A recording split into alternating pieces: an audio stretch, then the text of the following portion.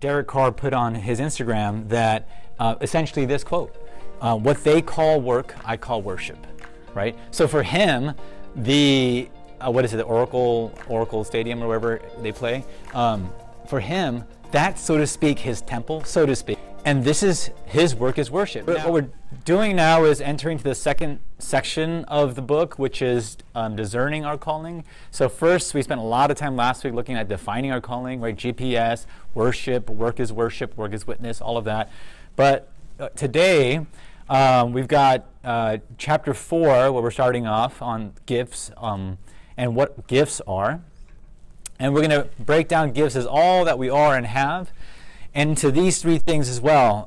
They're meant for witness and worship, how our gifts become kingdom gifts, right? And also how we can discern our gift mix. So here's the question I want you guys to just kind of chat about, and with all of us together. In the kingdom of God, do numbers matter? And by numbers, I mean like, really, like your fruitfulness, whether it's in like you're a preacher and or you're an evangelist and you save X number of people throughout your lifetime, or does it not matter at all, right? Or say you're, I don't know, one of you guys will be a social media influencer. Maybe you already are, and I have no idea, and that's great. Do numbers matter, right? Does it matter that you have a following of 20,000 people, or like me, 20? Like, does it matter? But let's just talk about it. In the kingdom of God, do numbers matter?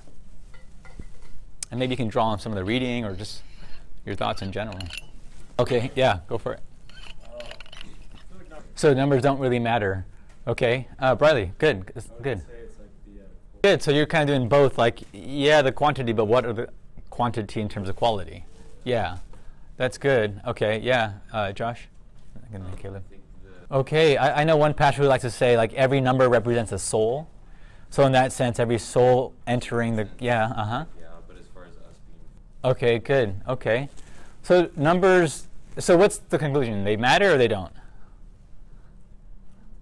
Because you're right, like, you can't, a farmer can't preach to cows, you know what I mean? Like, but the pastor can. But what about the pastor who has like 50 in his congregation versus 50,000? Does that matter within the kingdom? Alexa, and then Jonathan. Sorry, Caleb, you had something. Yeah, I was going to say that. Good. So the primary focus should be like, okay, well, what is the Lord calling me to do? First, he's calling me to him, but then he's calling me to this particular calling, and I got to stay focused on him and the calling. And so we shouldn't be over obsessed with numbers. But remember that seminary professor who was like, I tell my seminarians that if they're not gifted in preaching, you ought to really reconsider. Like, is he maybe doing them a favor? Because like, it does matter how fruitful you are because it's an indication of whether or not you're in fact called to this area. Possibly. Right? Alexa? I wouldn't say that the numbers themselves, Jesus would still go on the cross and die for you. Like, I really don't think, I don't know. Yeah, no, that's good. That's great. I get confused. No. Yeah, I mean, that's why, you know, maybe it's a good question for us to think about, right? Because in some sense it does, but in other sense, like, you know, Caleb is saying, it's important, it's relevant, but it's not defining. It's not primary. Jonathan? That's good. Let's okay, good. So it's more about the responsibility than the results? Good. E.G. Yeah. I mean, if you're a pastor, obviously,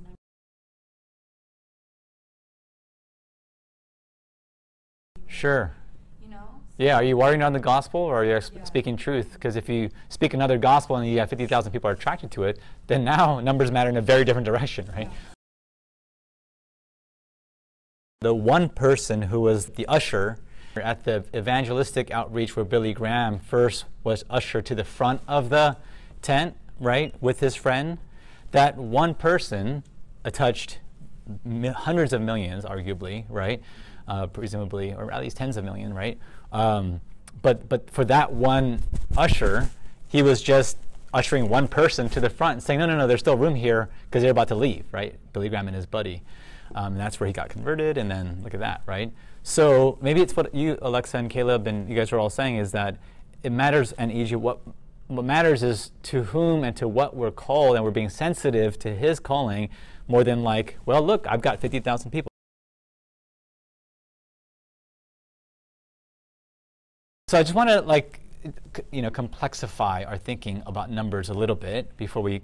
But then, in this part of the book, you remember that in Matthew 25 we read the parable of the talents, right? You guys remember that? We won't read through it now, but you guys remember it, right? He gives 5, 2, and 1, right? Remember this?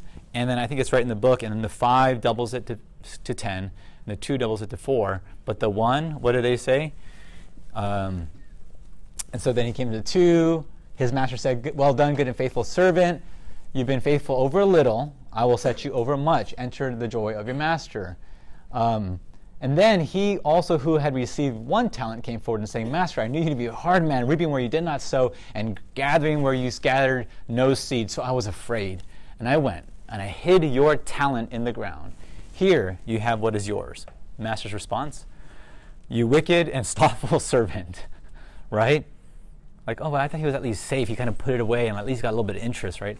You didn't even do that. You knew that I reap where I have not sown and gather where I scatter no seed. Then you ought to have invested my money with the bankers, and at my coming I should have received what was my own with interest. So take the talent from him, give it to him who has 10 talents. For to everyone who has, more will be given, and he will have an abundance. But from the one who has not, even what he has will be taken away, right? There's this powerful parable of where actually, so here's my question. Are gifts inborn, or are they developed over time? What do you guys think? Or in our discussion so far, or just, so that's one question. Are they inborn, or do they change over time? And the second question is, let's define what a gift is and what a talent is. Are they the same thing? Just talk about it from your reading, and what is a gift and a talent, and are they inborn or not? What's the difference between a talent and a gift? Bradley? I think a gift. Good. And what is an actual talent? What is it? Currency. Currency. It's literally like, about 20 years worth of wages, right? 1 talent. Okay? The talent, if you look at the biblical language, today we say, oh, he's a talented person. We think gifted person, but literally the word just means like he's got a lot, right? Like 5, 2, 1. Are you guys with me? So talent actually represents not literally just like, wow, look at a talented actor. She's so good at acting. But a talent is literally all that we have, all that we've been given, and all that we're responsible for. And therefore, that includes, yes, your acting skills, right? But it also includes what? Probably things like, what's all that you've been given? Name something that's within all that you've been given. You've been given, what have you guys been given? What have we been given? Intellect, good. Our smarts. That's it? We're just a bunch of nerds running around? What else? Well, what's part of the gift mix? Like a good singing voice. A good, okay. Our aesthetic, right? Ability to contribute aesthetically to the world. What else have you been given? See, now we're still thinking in terms of skills. But, I mean, this is good. This is a great start. The body that we have. Say it again. Okay, the body that you have. Parents we have. The relationships, good. What are you being given right now? Okay, life and time. Good, time and an education, and hopefully a decent one. Good, okay? So literally, like our education, our relationships, our best friends and our worst enemies, our scars from the past and our future, like everything. So talent is not the same as ability, because there's one place in this passage that if you read talent as ability, where is it? It's in Matthew 25:15. I think I have it. It is up here. But Matthew 25:15, it says this. Just read it. Just hear it out. It says, to one he gave 5 talents, to another 2, to another 1. You guys catch that? Mm-hmm. To each according to his ability. Did you guys catch that? To one he gave 5 talents, to one he gave 2 talents, and to one he gave 1 talent, to each according to his ability. Wait a second. If talent and ability are the same thing, then the Bible is really weird, because it just said he gave 5 abilities, 2 abilities, and 1 ability, each according to his ability. What does that even mean? Are you with me? But talents is all that you've been given. Now the question, how are you going to be responsible for what you've been given? Real quick, just one examples of each. How can a gift result in witness, and how can a gift result in worship? Any, just from your own lives or friends you have or social media or the world of celebrities or whatever. How can a gift function as witnessing, and how can a gift function as worshiping? Any quick examples of any of that? That's great. Tim's pointing to himself. Like, yeah, like some of us are particularly gifted with humor, and it functions as a witnessing tool. Good. What about gifts as worship? Yeah? Actually, that reminds me. There's, sorry, forgive me the details. He might not even be a preacher. I think he might have been a medical doctor, kind of about 100 years ago. Actually, in this case, it doesn't matter. That's the beauty of it.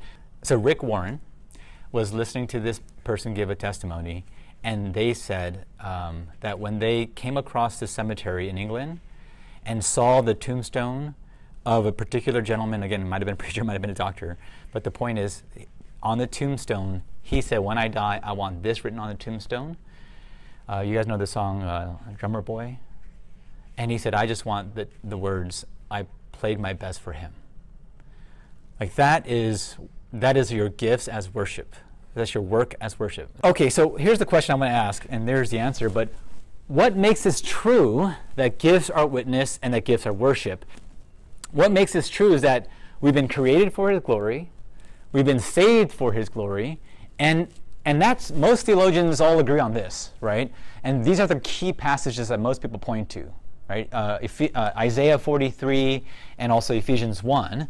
But I just want to add that we've been gifted for His glory too in 1 Peter. So I think this is the biblical justification to say, oh yeah, gifts is worship, gifts is witness. Like humor matters in the kingdom of God, as well as drumming, right? Okay.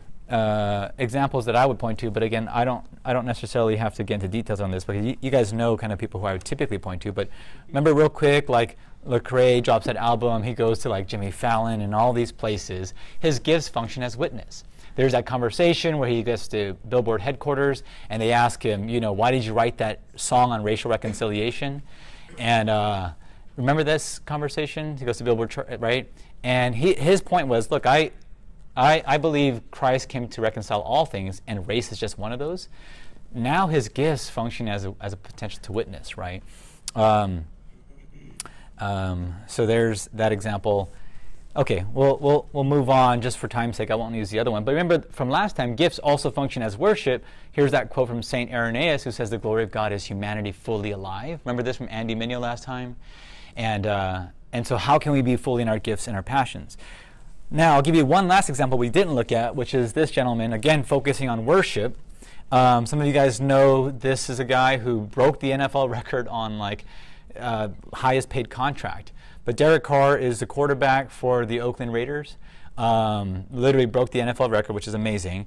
What you may not know is that recently, when was this exactly? Maybe about 2 years, 2 years ago or so. Derek Carr put on his Instagram that essentially this quote, what they call work, I call worship, right? So for him, the Oracle Stadium or wherever they play, for him, that's, so to speak, his temple, so to speak. And this is his work is worship. Now, this is fascinating. This is kind of a side point, but I actually had, for a grad class I taught on calling last year, I had a retired pastor in the class, and this gentleman shared with me that he and his wife were at this dinner, and it was like, I don't know, a small group, about 50 people, pastors, and apparently folks like Derek Carr.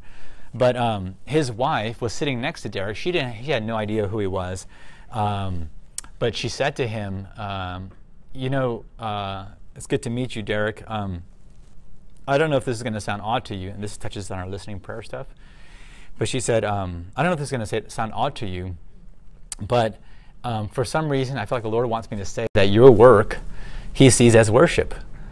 And then he's all, ma'am, do you know who I am? And she's all, don't flatter yourself. I just met you, right? Like, she had no idea. And he goes, okay, well, I play for the Oakland Raiders. She said, well, that's nice. And he goes, well, yeah, I'm the quarterback. And she said, well, that's nice too. I don't even know what that is, but sure. And then he says, just last night or whenever it was, just the other day, I actually posted this on Instagram, that what they call work, I call worship. And she's like, what's Instagram? You know, like she had no idea. But this is just how the Lord works.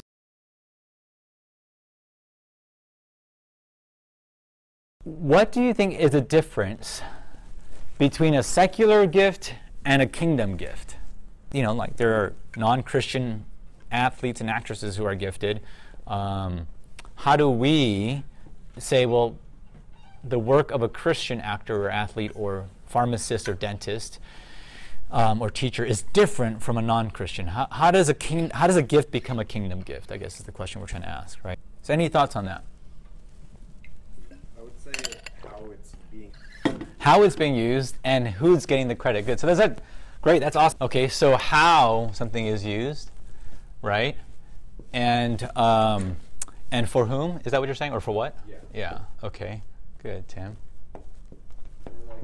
Who gets the credit? Who gets the credit, right? Okay. Good. Yeah, Kelly. I think those two can kind of be like. So the intention. I think it can kind of sum up both in a way. That kind of summarizes it. Okay, good. Anything else? Yeah, Bradley, and then. I think it can be really. Okay, so you've got intention and kind of the heart posture, right?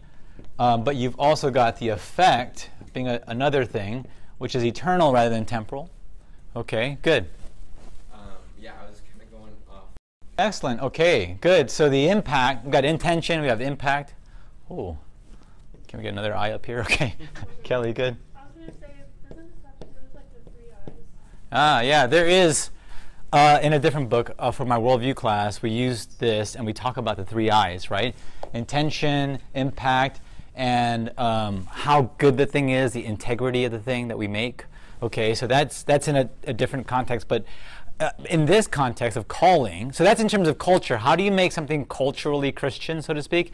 And I think it's maybe like intention, impact, like you guys are saying, but also this other thing called integrity. Like I always use the example, like if you're trying to make a Christian construction company and you're even like really Christian about it, you call it Carpenter and Sons or whatever, right? And then you put like a bunch of like Christian stickers on the business or whatever, or like a fish and John 3:16. But if every building you construct collapses the next day, no one would probably want to call that a Christian construction company. Because the intention is great. Oh, we're going to make it a Christian company. And the impact might be decent, like, oh, wow, people know that there's this big company. But if the structural integrity of the thing is terrible, then nobody would want to call that a Christian, right? Okay, so that's culture. Within the context, this is great. You guys have great thoughts on this. Within the context of calling, I might just slightly shift it to the 3 M's. You guys know I always try to alliterate, right? But the 3 M's, it's very similar to what you guys were saying already. Motivation, right? Kind of like intention, but the motivation of our calling. So here's a couple quick pictures of this, right? ThenX is a group that some of you guys are familiar with. I've chatted with you guys individually about, but ThenX has this amazing story where they're all about fitness, and they've gone from like 100 viewers on YouTube to 3 million subscribers in 3 years. And they did this fascinating journey of how they got there, right? And I think, as far as motivation is concerned, or as far as impact is concerned, let's stick with that. Like they're making the same kind of impact. They're wanting people to be fit, healthy, and so on, which is a great thing. There's nothing unchristian about that, right? It's great to be in good health. So we're like, okay, cool, that's great. But is the motivation for them, and I would point to our nonprofit as an example, or any nonprofit, is the motivation, the credit to whom it's going, is it for God's glory, or is it purely just, does it stop at good health or even monetary gain and so on and so forth, right? So the motivation, if it's the glory of God, like there's so many nonprofits that want to renew culture, which is great. But Renaissance, the reason I would say it's a Christian NGO is because it wants to renew culture, but for the glory of God, not just for the sake of renewing culture. Okay, so motivation matters. Okay. Secondly, the means, right? Here's a second M. The means by which we do them, it's kind of your point, Tim, about how we do things, is crucially important too. So motivation matters, but the second M, here's a picture of some people I had a chance to meet. Their names are Phillip and Michelle Chang, and they're the founders of Yogurtland. They have had immense success, as you guys would know, right, having probably visited some of their establishments. But the means by which, and you read this in the book, but Philip and Michelle go about their business is literally he says, I don't have that much training in business or accounting for that matter. He started off as a box boy, literally at a liquor store, right? Like cutting boxes and then folding them and then putting them away, and like that was his training. But he says, actually, I run my entire business off the back of the book of Proverbs. Like that's his business manual. And it's taken them from one store, I believe it was in Fullerton, to over 300 establishments around the world, not the least of which is like one in Dubai, and because of the book of Proverbs. And the means by which he does it is this. They have this amazing story. I like how the fact that they do the witnessing thing, where like literally every Wednesday they invite people into their Bible study in his own office, right here in the corporate office, just literally down the street from here.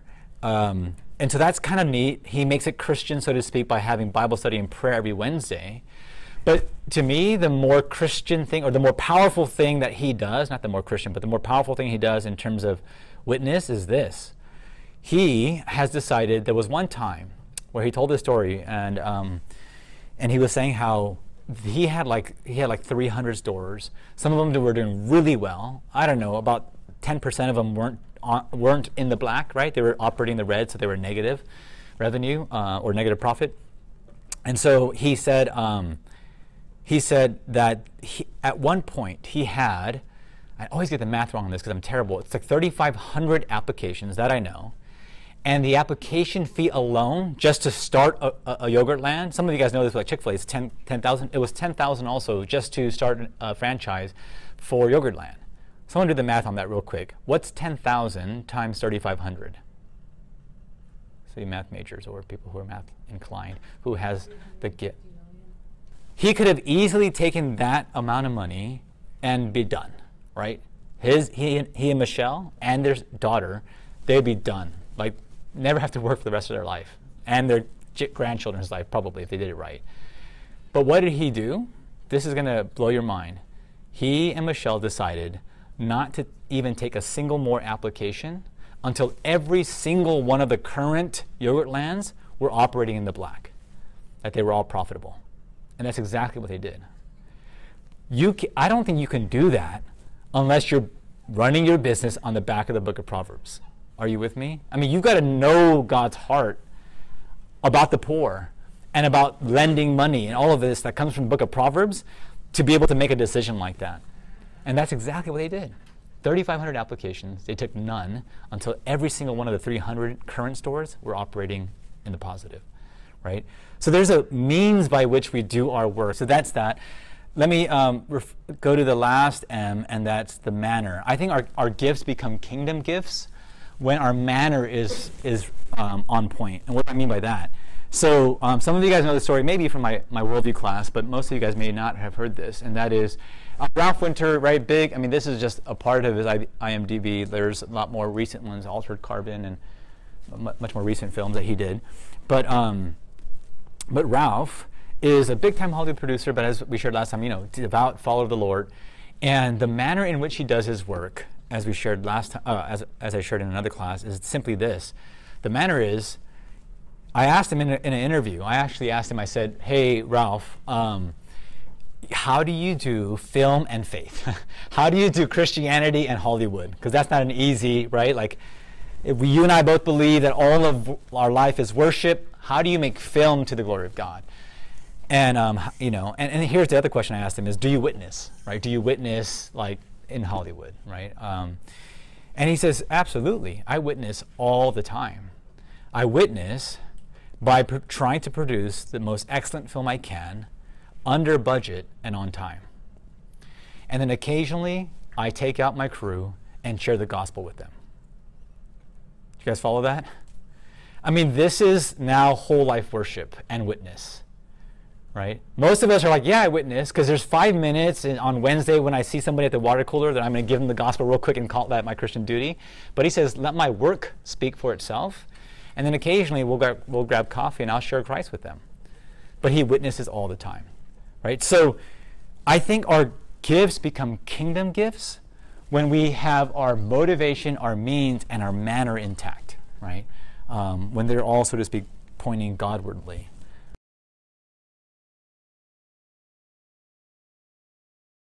you said in the movie business, there are certain things that you've just got to do. You've got to show up on time. You've got to do X, Y, and Z. At the Ren, we talk a lot about the visual gospel and the verbal gospel. The verbal gospel being obviously what we are saved by. We hear the message. But the visual gospel is something that you paint with your life and your work and all week long. And Preach so the gospel, and when you need to, use words. Right. Talk about that a little bit. How do you witness on, you know, in your context, and what does that look like as a Christian in Hollywood? What is gospel and life and faith and film? What does that look like for you? So for me, that looks like being excellent in what I do. It doesn't mean I bring my Bible to set and preach and share verses and pray on set, because I'm not that guy, and I feel like that's something for a relationship that happens offset. It's tricky because I'm the boss, and so you don't want people sucking up to you because you're the boss. And Right. you know, here's these Bible verses I read Yeah, today. yeah. You know, No, can I get a raise? Yeah, yeah. So I try to keep that separate in some ways, but nothing separate.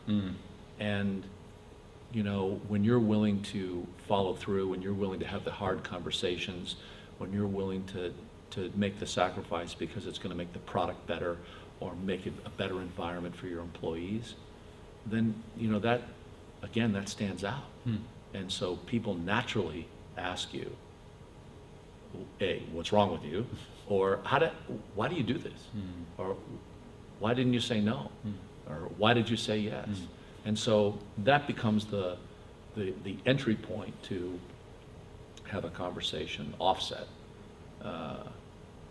And I think, you know, the intensity of making a movie with 12, 14, 16 hours a day, it's pretty clear who everybody becomes right now. Wow. It's not fuzzy. Yeah. The character. You know who you want to be in the trenches with when it's time to fight. And so it's intense. And I also believe, particularly as the boss, you do what you say you're going to do. You pay people a fair wage, and you don't make excuses about that. I remember I'm on a picture in Canada, and one of the other producers said to me, because he was having trouble with the financing and cash flow and all that, and he said to me, does payday have to be Thursday? And I said, okay, yes. Number two, don't ever say that again in front of the crew. Don't say that. You come to me privately. Terrify the crew that they're not going to get paid. You know, they're gone. The truck won't show up on Monday. Right. You have to pay people a fair wage, but you know, you expect something. You fire them when they screw up. You promote them when they do well. I think people appreciate that. That again is so simple that, and you don't have to go out of your way to do that. You just got to be fair, and suddenly, it's like that's remarkable. Yeah. Why? Right. So I mean, I think those are. I think as a person of faith, I'm called to do excellent work, and I should show that in the way I deal with people, in the way I conduct myself, in the way that I complete a report on time, or whatever it is. And part of that is ambition, I think, personally, that I want you to think as an employer that when it comes to the next project, oh man, how do I do this without Ralph? I need Ralph. You know, so I'm gonna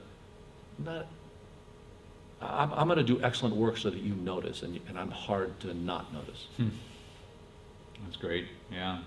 Proverbs 22:29. You've seen a man or woman skillful in their work, it will stand before kings. Yeah. So it's just doing next. So, it's simple information. It's hard to do. It's Right. hard to follow through. Yes, absolutely. So for me in post-production, for instance, when I was at Paramount, I was doing video. I didn't know anything about film. So on my own, I went with the film from the Happy Days set to the lab to find out what happens. How do they do it? And how do they cut it? And so I went on Saturdays so I went the extra effort to learn, because frankly, I thought everyone else knew and I was behind. What I found out, everyone else didn't know. Not many other people took the time to figure it out. And then by the time I had done all of that, I was an expert.